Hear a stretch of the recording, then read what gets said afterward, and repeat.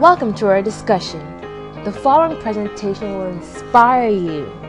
We will be covering empathy, sympathy, empathy versus sympathy, and as well as the pillow method. Please follow along on pages 135 to pages 143. If you are there, let's begin. How would you define empathy? No? You have no answer? Well, I would say it is the ability to project yourself into the other person's point of view. It is to experience the other person's thoughts and experiences. It's simple, isn't it? Believe it or not, it has dimensions. 3. There is the perspective-taking dimension, which is the attempt to hold the other person's point of view. Then, there is the emotional dimension. This helps us to experience the other person's feelings. That would mean experiencing their joy, sadness, or even their fear. Lastly, the concern dimension. By this dimension, we care about the other person's well-being. We genuinely care about their welfare. Isn't that something? So, then if that's empathy, what is sympathy? Well, sympathy means to feel compassion for the other person.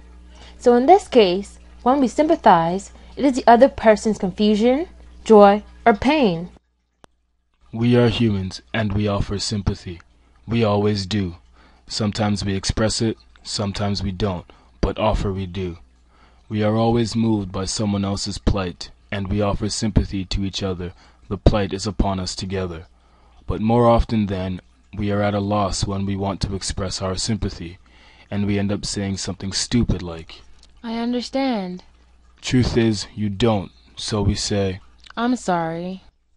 Boy, it's sure easy to confuse empathy with sympathy. Let us consider this fellow in the following cartoon. Since coming to live in Prozacville, I've really got to learn about and relate to people with mental health problems. The empathy and warmth I now have for these creative misfits knows no bounds. Top of the morning to you, Prozac old buddy.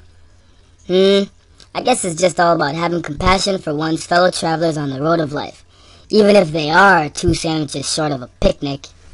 He is just confused. Linus is right. That fellow is confused.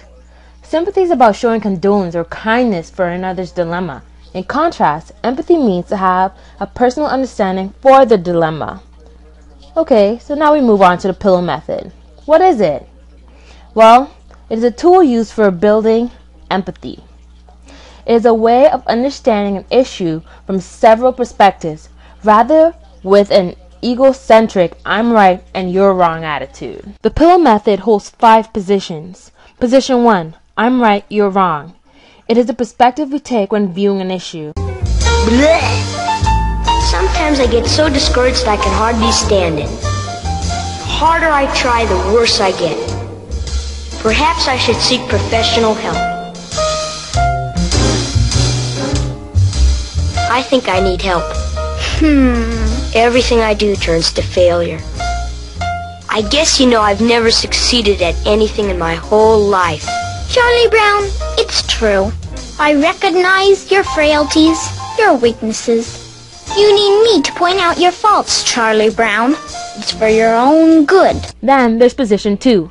You're right, I'm wrong. It is switching perspectives, identifying the strengths in the other person's position. It requires courage.